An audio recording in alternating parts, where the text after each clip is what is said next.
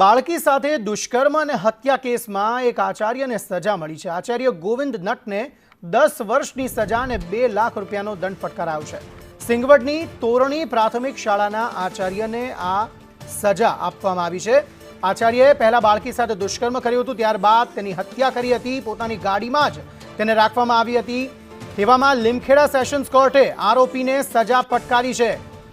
દાહોદનો ચકચારી આ મામલો સિંગવડની તોરણી પ્રાથમિક શાળા કે જેમાં આચાર્ય ગોવિંદ નટ વિરુદ્ધ ફરિયાદ થઈ હતી 6 વર્ષીય બાળકી સાથે દુષ્કર્મ અને ત્યારબાદ હત્યાની।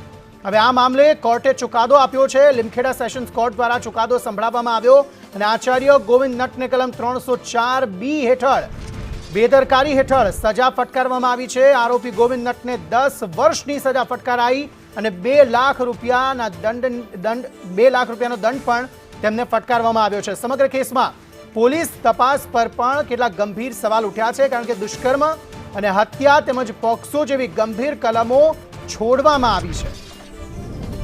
સિંગવડની તોરણી પ્રાથમિક શાળામાં જે બનાવ બન્યો હતો, જેમાં 6 વર્ષની એ બાળકી કે જેના પર પહેલા દુષ્કર્મ ગુજારવામાં આવ્યું, ત્યારબાદ તેની હત્યા કરવામાં આવી।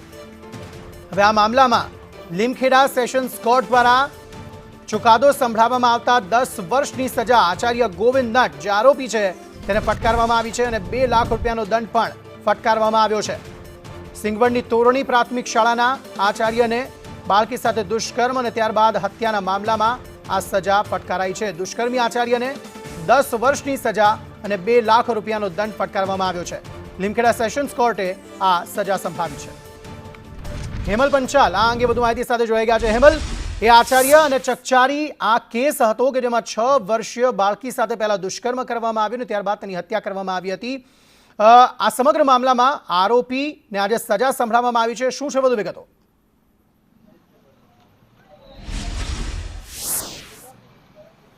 ચોક્કસ અંકિત વાત કરીએ તો ગુજરાતની અંદર જે સૌથી ચકચાર જે ઘટના હતી, જે સિંગવડ તાલુકાના તોરણી પ્રાથમિક શાળાની અંદર જે આચાર્ય ગોવિંદ નટ દ્વારા જે દુષ્કર્મ અને હત્યાનો મામલો જે છે તે સામે આવ્યો હતો, તેની અંદર આજે લીમખેડા સેશન કોર્ટ દ્વારા આચાર્ય ગોવિંદ નટને સજા સંભળાવવામાં આવી છે। જે સજા જે છે ગંભીર બેદરકારી ગુનાની અંદર આચાર્ય ગોવિંદ નટને સજા સંભળાવવામાં આવી છે। આપણી જોડે આરોપી તરફેના જે વકીલ છે ચૌહાણ સાહેબ, એમની જોડે સીધી વાત કરીશું। સાહેબ, આજે જે ગોવિંદ નટ છે આચાર્ય, તેમને બેદરકારી બદલ સજા સંભળાવવામાં આવી છે, શું છે આખી હકીકત છે? આ કેસની અંદર જે દુષ્કર્મની કલમ લગાવેલી હતી પોક્સો એક્ટ અને ખૂન કેસ હતો, બંને વસ્તુ કોર્ટે માની નથી અને કોર્ટે નિષ્કાળજી બાબતની એક સજા, એક સેક્શન છે 105(2) BNSની, એ મુજબ સજા કરી। અમે પૂરા સંતોષ છીએ કોર્ટના જજમેન્ટથી, કારણ કે પોલીસે જે ઇન્વેસ્ટિગેશન્સ કરેલું હતું ને જેટલા મોટા હાવભાવથી કેસ મૂકેલો હતો, જે મીડિયા ટ્રાયલ જેટલો કેસ થઈ ગયો હતો, એ કેસની અંદર જે પુરાવા મૂક્યા, જ્યારે મારા હાથમાં ચાર્જશીટ આવી ત્યારે મને એવું લાગ્યું કે આ કેસ હાથમાં લેવા જેવો છે અને આ કેસની અંદર કોઈને અન્યાય થઈ જશે, એથી અમે આ કેસ હાથમાં લીધેલો અને દુષ્કર્મ બાબતમાં જે હકીકત લાવી હતી કોર્ટ, જે પુરાવા પોલીસ લઈને આવી હતી, એ નામદાર કોર્ટે માની નથી અને અમારો બચાવ નામદાર કોર્ટે માન્યો છે।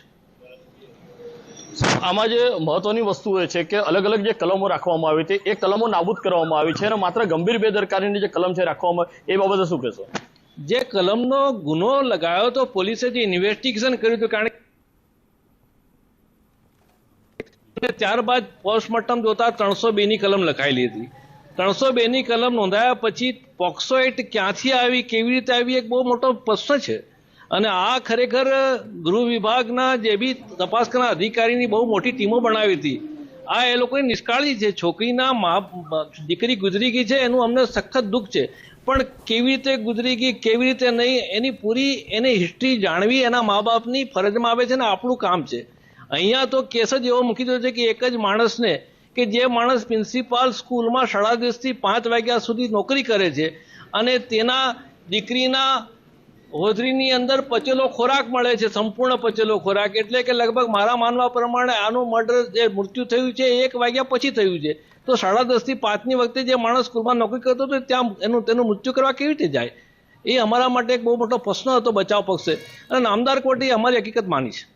સાહેબ, પોલીસ દ્વારા અલગ અલગ પ્રકારના ટેસ્ટ પણ કરવામાં આવ્યા હતા, મેમોગ્રાફી સહિતના જે ટેસ્ટ છે, ઇલેક્ટ્રોલ ટેસ્ટ છે તે પણ કરવામાં આવ્યા હતા. તેની અંદર શું રિપોર્ટ આવ્યો? જો મેં જ્યારે કેસ લીધો એના પહેલા જે મેં મીડિયાથી જાણેલું કે આ માણસ જે આરોપી ગોવિંદભાઈ નટ છે એની આખી મોબાઈલ કબજે કરેલી, એને ઘણા લોકો એવું કીધું કે પોર્નોગ્રાફી દેખતા હતા, આ દેખતા હતા. પરંતુ મને ગુજરાતના FSL પર સંપૂર્ણ ભરોસો છે. ગુજરાતના FSLના તપાસ કરનાર અધિકારીએ કીધું કે આમના મોબાઈલમાં કોઈ જાતની કોઈ આવી એપ્સ હતી જ નહીં, એમને જોયું જ નથી. બીજી વસ્તુ એવી કે એ જે મોબાઈલ હતા એ મોબાઈલની અંદર કોઈ જાતનું એમને ડિલીટ કરી હોય એપ એવું પણ નહોતું. આ જ્યારે અમે જોયું. બીજું કે જ્યારે એમને ડોક્ટર્સના એવિડન્સની અંદર ને પ્રોસિક્યુશન્સના એવિડન્સની અંદર ને પોલીસ ખાસ કરીને પોલીસે જે એમના મોઢાના ભાગે અને ગુદાના ભાગે કંઈ દુષ્કર્મ કરવાનો પ્રયાસ કર્યો ને એના કારણે એમનો વીર્યની હાજરી મળેલી એવું બતાવેલું. જ્યારે FSLમાં ગયો ત્યારે FSLે કીધું કે ના, ત્યાં વીર્યની હાજરી છે જ નહીં. એટલે FSLના જે પણ પુરાવા હતા એ પુરાવા બહુ તટસ્થ હતા અને એ આજે આરોપીને મદદ કર્યા છે એવું હું માનું છું. ચોક્કસથી જે ગોવિંદ નટ છે આચાર્યને આજે લીમખેડા સેશન્સ કોર્ટ દ્વારા 2 લાખ રૂપિયાનો દંડ અને 10 વર્ષની સજા ફટકારવામાં આવી છે. જી અંકિત. જી આભાર સમગ્ર માહિતી આપવા.